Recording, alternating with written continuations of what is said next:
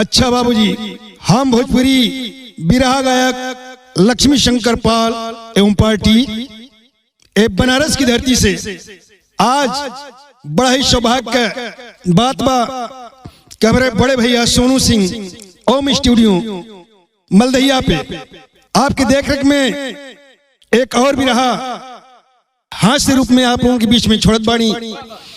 हमारा उम्मीद ना पूरा विश्वास बा कि जे भी ये बिरहा के सुनी पसंद आई, जरूर पसंद आई।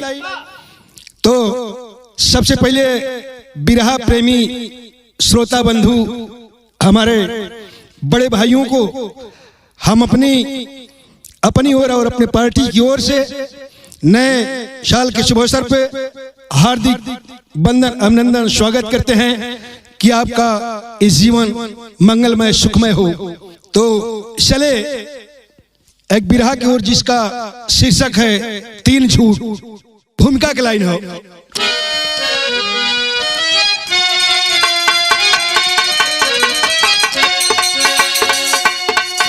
एक अनोखी दास्तां बन गई जब चमन में सुमन मुस्कुराने लगे, गंद गलियों में गुलशन मचलने लगा, तितलियां बाग में गुनगुनाने लगी, रस भरा कंच पट को लगा फाड़ने, बेटी के ब्याह की चिंता सताने लगी, हुस्न की थी परी शर्त रचवा दिया, भूप के द्वार पर लोग आने लगे।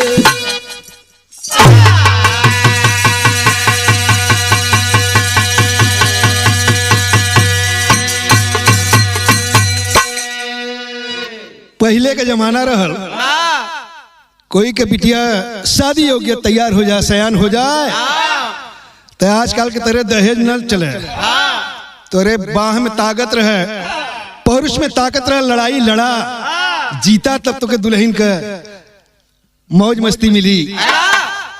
अब पहले के जमाना ही रहल, या तो कोनो शर्त रख दे जेकर लड़की रह के शर्त के पूरा करब तो हमरे लड़की से ब्याह हुई।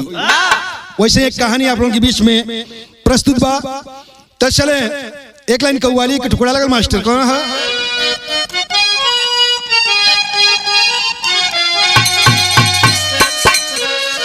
आप लोगों के चीर परिचित कव्वाली हो कि काबे में तेरा जलवा,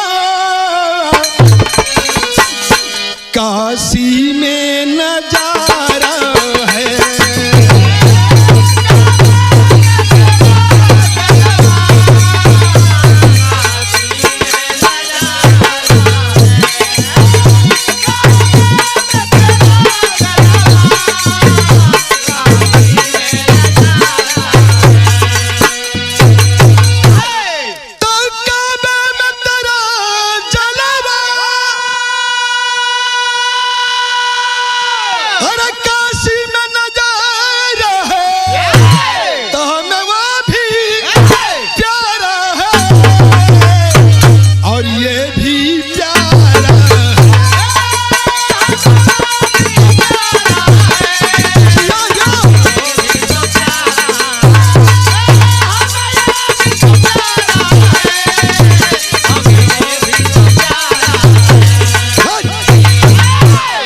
बिरहा में से बढ़िया भाव मिली। कहना हो कवि का लेखनी हो कि साकी मेरे प्याले में, कि साकी मेरे प्याले में भर भर के पिला देना,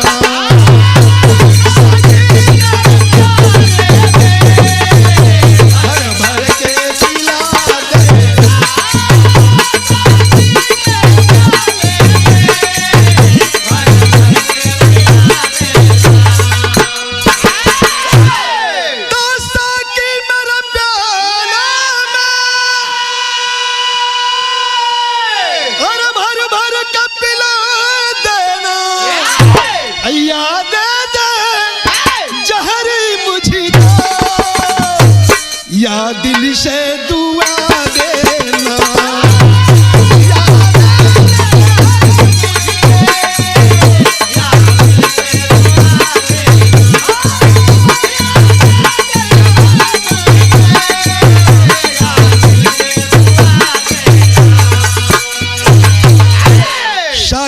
प्याले में भर भर के पिला देना, या दे दे जहर मुझको, या दिल से दुआ देना।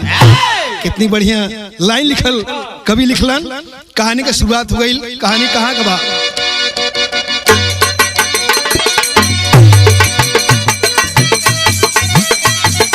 बहुत अच्छा, बहुत अच्छा। गुजरात प्रांत की लिखी हुई कहानी है,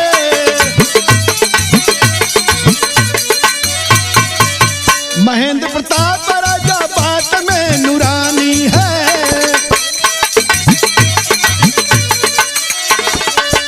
दास्ता भूपति का आज मैं सुनाता हूँ,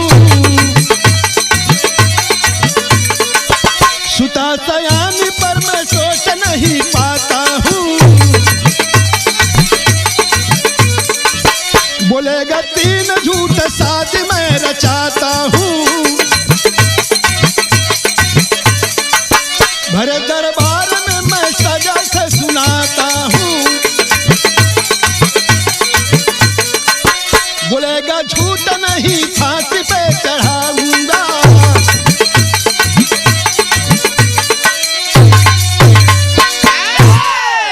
गुजरात प्रांत के अंदर एक ठे राजा रहलन, जौरे राजा का नाम महेंद्र प्रताप सिंह बतलावल गल, और राजा के लड़की जेकर नाम सोना बतलावल गल। सोना लड़की बाबू धीरे धीरे 17-18 साल का जब भइल, राजा के चिंता हो गल कि अब लड़की का कहीं शादी उदी करे के चाहिए। अरे भैया, त राजा के दिमाग में आयल कि काहे ना हम 3 शर्त रख दी। ई शर्त हमार जे पूरा करी उसे अपने लड़की के शादी करा। राजा का शर्त यह रहल कि जे 3 झूठ बोलियो करे साथ अपने लड़की के शादी करब, आधा पाज रात के दे दे। ए भैया, पाती पूरा देश में पठावल गई। ये बात की सुन के दूर दूर से लोग चल दिलन, बड़े बड़े ज्ञानी, बड़े बड़े साधु संत महात्मा भी चल दिलन, जेकर पूरा बार पगल बा, जेकर मुंह में एको दांत नहीं बा। ऐसा ऐसा लोग राजा के दरबार में चलल हन। तो यहाँ एक लाइन गीत लगी मास्टर, कौन गीत था?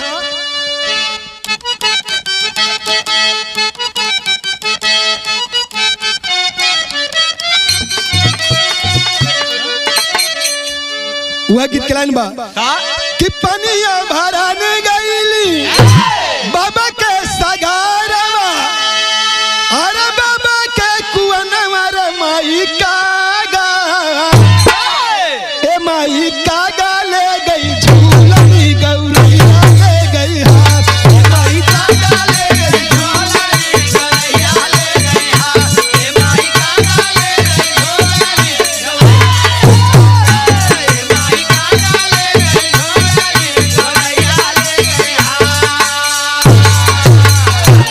राजा के बात सुन के चारों तरफ से बड़े बड़े विद्वान ज्ञानी पहुंचल है कि बड़ा बड़ा ज्ञानी है।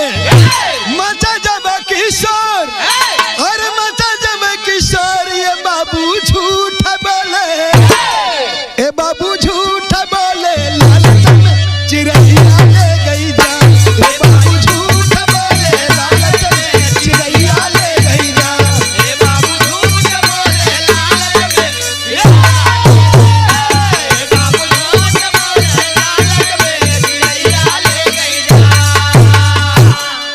बड़े बड़े महात्मा संत ज्ञानी लोग पहुंचलन दरबार में, लाइन लगल बा। झूठ बोले वालन के राजा का यो शर्त रहल कि अगर जे 3 झूठ न बोल पाई, यही भरे दरबार में फांसी के तख्ता पे झुला दे। हमके लेगल होता भी। बाप रे बाप, तोहरा जैसा लोग आई घबरा मत। ए भैया, तमाम ज्ञानी वहां पहुंचलन, लाइन लगल बा। ज्ञानी लोग बोलत का हुआ झूठ कि कोई कहे गदहा गाभिन बा, माना बात हमारा हो, कोई कहे घोड़ा लिया रायल, उहो करा शिवकार हो। ऐसा ऐसा ज्ञानी रहल।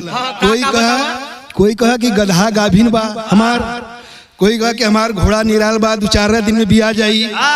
ऐसा झूठ बोले बदे ऐसा विद्वान पहुंचल हन। राजा कहलन कि ले जा समझने के फांसी पे झुलावा। ओही राज्य में बड़ा गरीब घरे का नौजवान 18-20 साल का लड़का, जात का गड़रिया, नाम मुरारी पाल।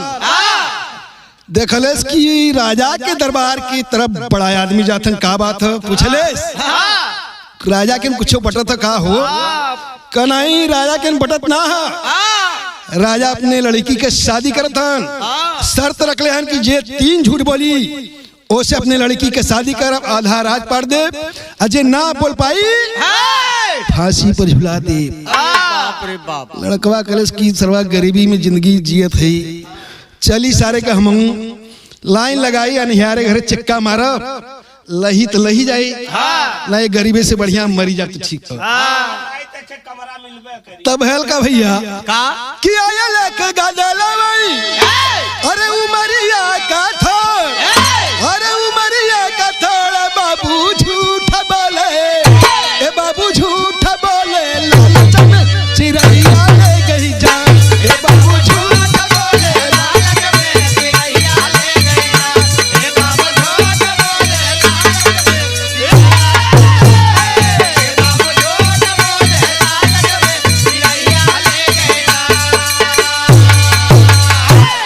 पहुंचल बेचारा वो लड़का मुरारी पाल सबसे पीछे खड़ा हो, देखा था कि जे जात बा इधर से बोलत जात बा, उधर फांसी पर झुलत जात बा। और राजा के लड़की सोनवा, जवन सोना जैसन चेहरा भी रहल, नाम जैसन, वो खिड़की के झरोखे में से दूसरा मंजिला से देखा था।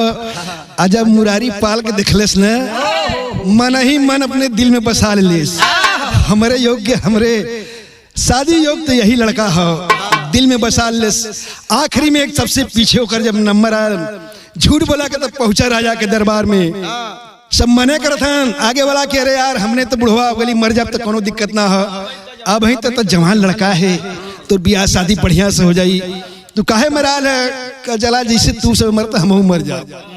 लड़का का जब नंबर आल, लड़का खड़ा भल दरबार में, राजा साहब से कलिस, क्या है राजा साहब, उठा ला पर रजिस्टर, उठा ला कलम, अब हम झूठ बोला चलत है। उस समय लड़का झूठ बोलत कहा भैया का गीत बदल गई मास्टर,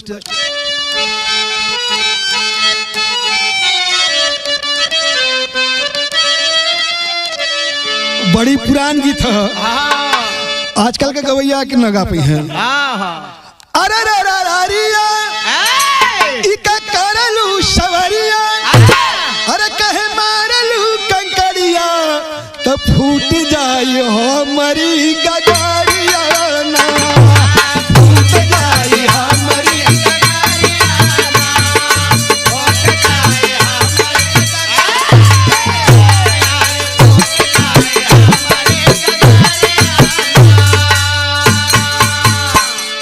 ना। राजा साहब से कलेश उठा ला पर रजिस्टर कापी, देखा है मुरारी पाल बोले जाते हैं कि अरे रे तब बोल है गदलवा, वही राजा के समनवा, अरे राजा के समनवा कि झूठ बोल आइली हम भवानवा ना, झूठ बोल आइली हम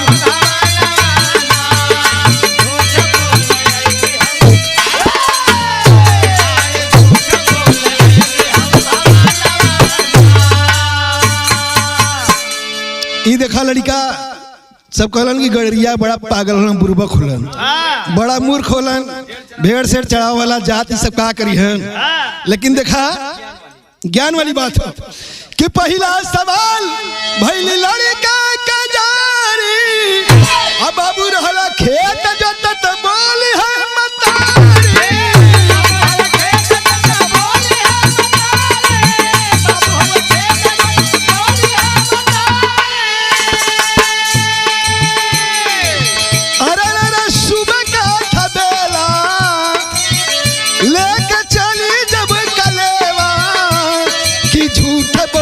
आइली हम भवनवा ना,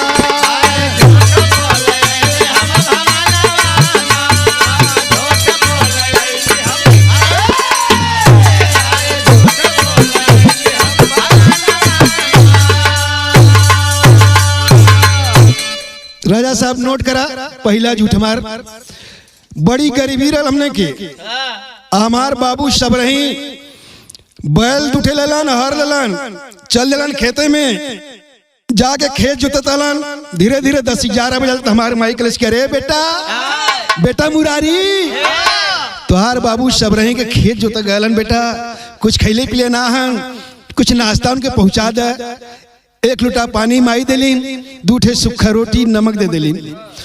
मुरारी लेके चलल, जब रास्ते में पहुंचल तक थे ओकर नई बात ललका का कि हम का कोपरवा गरहिया में पाई आ खा गईला बाबू ले हला कोयली बचाई।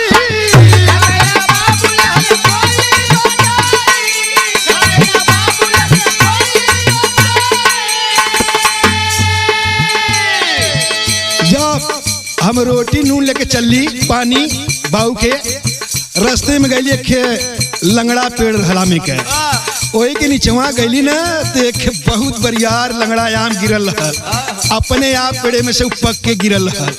पौलिस बड़ा खुश भइली कि हमरे बाबू का आज जुगाड़ बहुत बढ़िया हो गल, यही से 2 रोटी चाप के हमारे बाबू खा ली हन।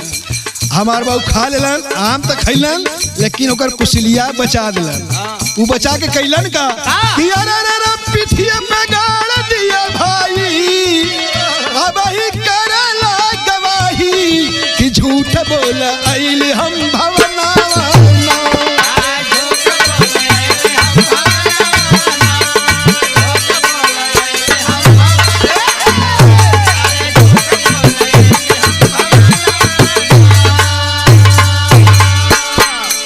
आम तक खा गए रोटी से, कुशलिया फेंकल नहीं। वही हरवा वाले डंडवा से वही बैलवा के पिठिया में बीचे बीच पिठिया पे गाड़ दिलन के। और कुछ दिन के बाद वही बैल के पीठी पे एक बहुत बड़ा लंगड़ा विशाल पेड़ तैयार भल। जब पेड़ तैयार हो गल बैलवा के पिठिया पे, अच्छा भैया, जब कुछ दिन के बाद तैयार हो गल तो हमरे बाबू के कभी घाम नहीं लगल। काहे? टेरी भाव। अरे हरवाही सब दिन छाए में किए, ए भैया हरवाही सब दिन छाए में किए, अंबर खिला गगन में मन ही मन मुस्काई। अरे मुस्काई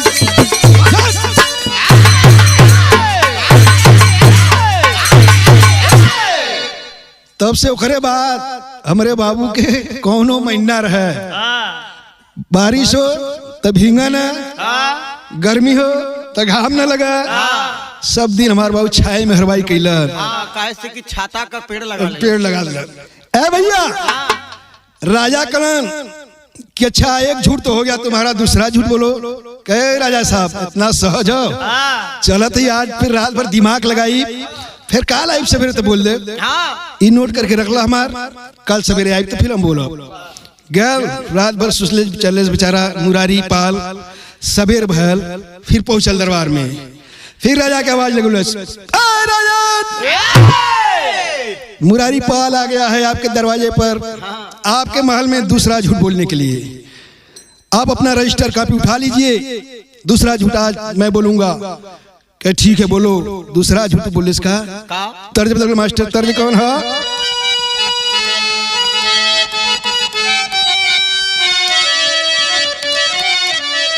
हाँ, जवानी कला में हमारे स्वर्गीय विराट सम्राट रामदेव गुरु गावा है किताब। तो कौन बुढ़ौती हो? अरे तो जब स्टेज पे गावा तो हमने बचपना रहा सुनल जा। कैसे गावे? कैसे?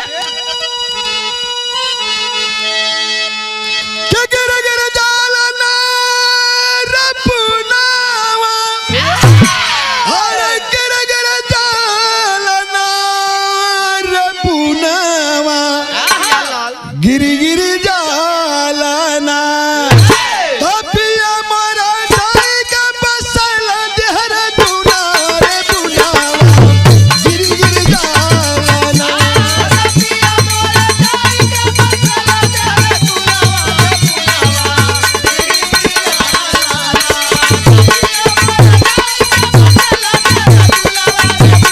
जाए का बसल देहर राजा साहब अपन रजिस्टर कॉपी उठा लेला। हम तैयार है। अब मुरारी पाल भी तैयार है। मुरारी पाल बोला था सुना, दूसरा झूठ बोला थी राजा साहब। कहो झूठ बोला था। हाँ झूठ बोला क्या? झूठ बोला ही क्या वहाँ कहा था? का गिन गिन बीतना रत्नावा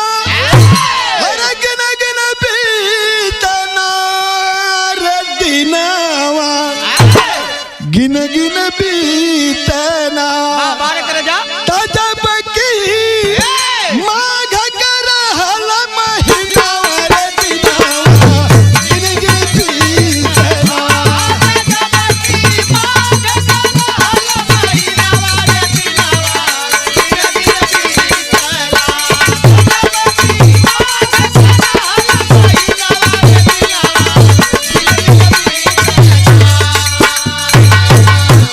बड़ा गरीबी रहा राजा साहब। हाँ माघ का महीना रहल, बा ठंडी बड़ा बेजोड़ पड़त है। हाँ कोयरा भी पड़त रहा हाँ, हमने के पास गरीब आदमी के पास न ओढ़ना रहल न बिछौना रहल रहल गरीबी पाप का हमारे जाला रहल सताई हो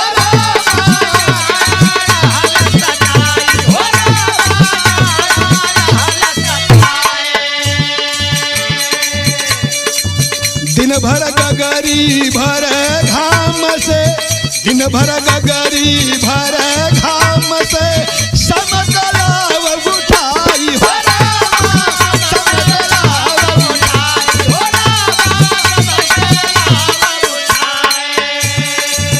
राजा साहब इतना गरीब रहल कौन ओढ़ना बिस्तरा ना रहल।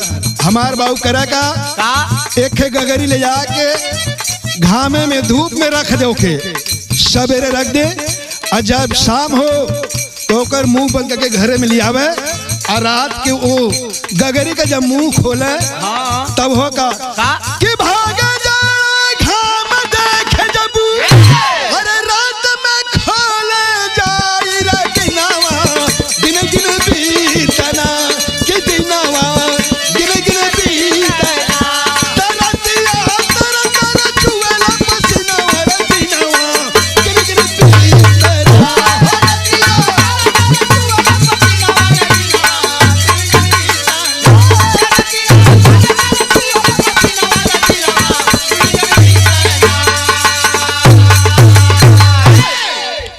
साहब सुना ऊ गरीबी रहल हमने का कुछ ना रहल हमने के लेकिन दिमाग रहल हमरे बाबू के।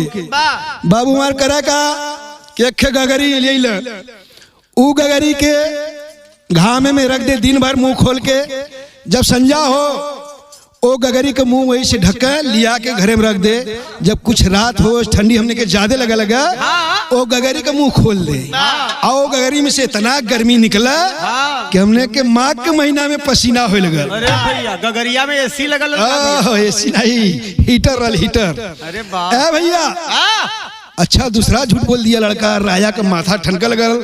अरे लगा तो दूठ बोल दे तीसरो बोल दी लगत हो मेरे बिटिवा के बिहवा यही से होई। ए भैया राजा के मन में हुलबुली मचा लगा तो लड़का तीसरो झूठ बोल ली।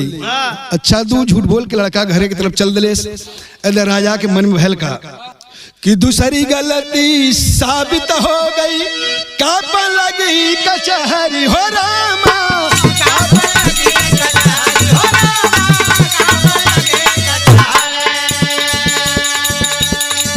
लगे नींद न राजा के दूसरे दिन भल भरारी हो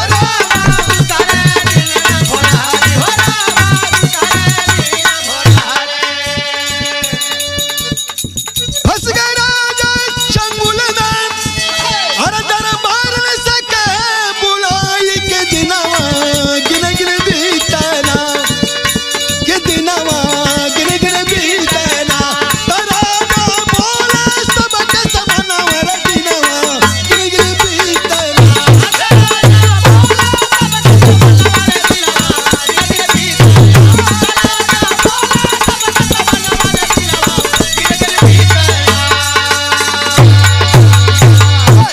लड़का दूसरा झूठ बोल के तो चल गया अपने घरे।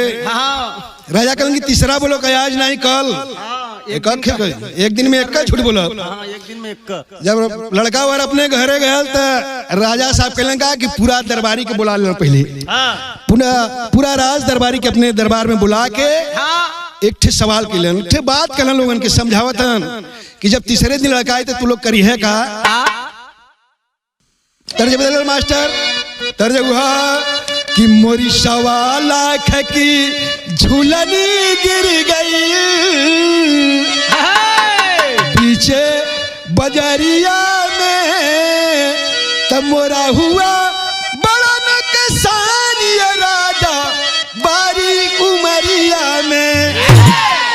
ये गीत के लाइन है, लेकिन आज राजा साहब लोगों से कहत हैं, अपने दरबार में दरबारी सबके सामने बोलत हैं कि जब झूठ गदेला बोली और मुररिया जब आई तीसरे दिन झूठ बोला, वो समय लोग करिए का कि जब झूठ गदेला बोली वही भरली कचा हरिया में, तो सब लोग कहा कि सच महल्ला मची नगरिया में, ओ हल्ला मची नगरिया में, ओ हल्ला मची नगरिया में।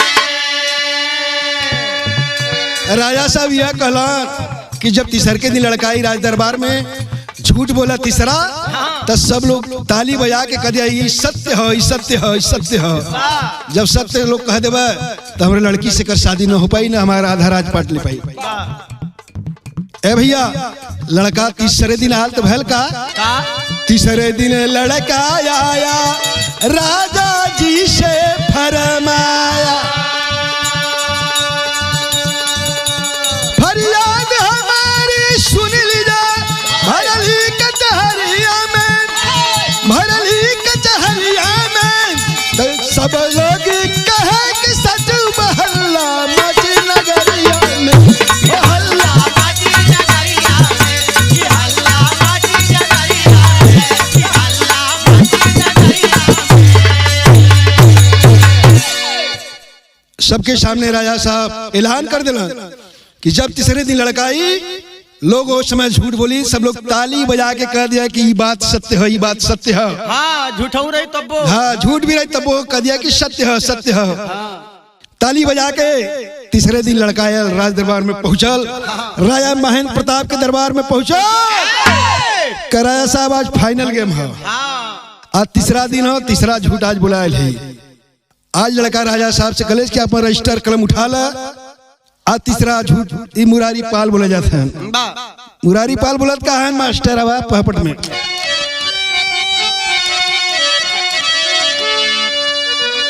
करहल कठिन गरीबी का समय लड़का बोलल बा, और रहे बनौले बाबू मरका मैया लड़का बोलल बा।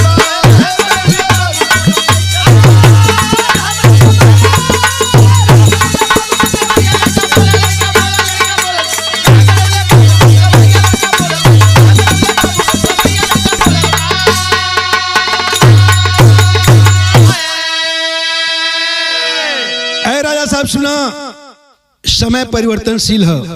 आज तू राजा हुआ ना, एक जमाना रहा पिता आप के गरीब थे, बाबू का रहल रजहाई हो, अब भरल रुपया पखरा के बाबूजी दिए ले आई हो, अब आई वापस ना कैला रुपया लड़का बोलल बाप, रहे बनौले बाबू मरका मैया लड़का बोलल।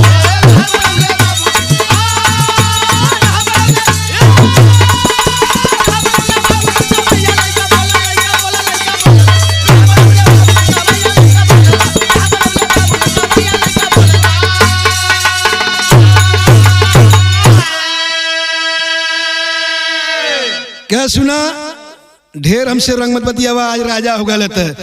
एक जमाना रहा, तुहार बाबू भिखमंग मारला, हमार बाबू राजा रहा।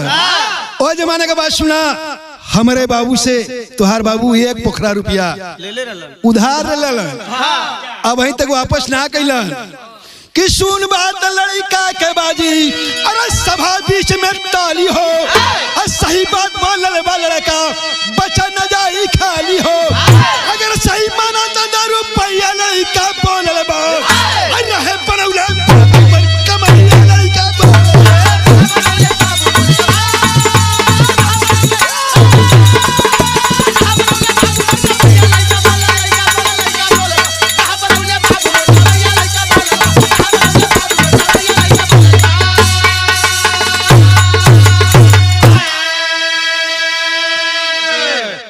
दरबारी सब सुनलन, सन्न रह गलन के रे ई लड़का सही बोला था, सही बोल रहा है, एकदम सही बोल रहा है। हाँ, राजा साहब भी कहले हुए। अगर झूठ माना तो अपने लड़की का आधार आज पर दे, अगर सही माना तो ओके 1 पोखरा रुपया ओकर दे दे, जाइए अपने घरे आराम से। ए भैया, वो लड़का कॉलेज के है राजा, सुना हम बताओ थिला आला में प्रमाण मास्टर।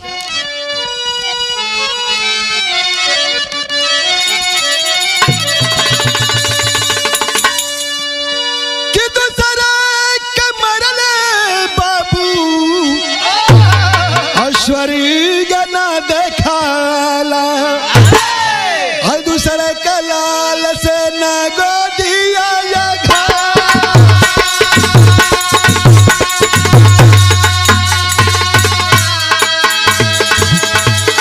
दूसरा कैसे राजा ज्ञान नहीं हो।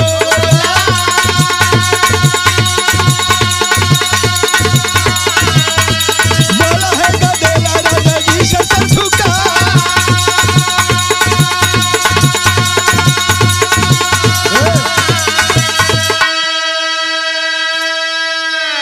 हाथ जोड़ के विनती करत है, ऐ राजा साहब, हम जवन कुछ बोली परिणाम आपके सामने है, एक बात सुन ले। का कहे कि सच होता राजा हमके फांसिया झूलावा,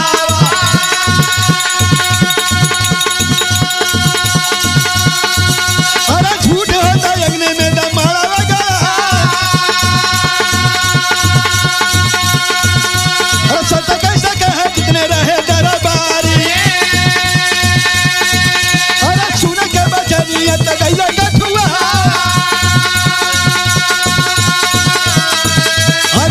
समाचार बाबू पूरे नगरी में। अरे राजा मूर्खता ये गई लजा,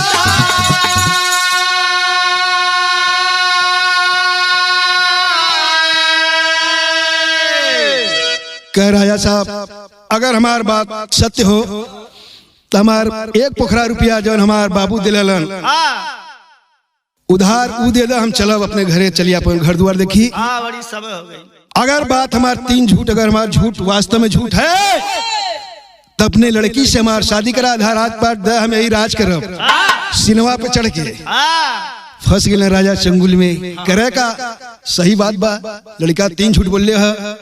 बड़ी पेचीदा सवाल तीसरा रहल कि 1 पोखरा रुपया उधार तोहार बाबू ले लेलन, उस समय हमारे बाबू का राजा ही रह, तेरे बाबू का गरीबी रहा।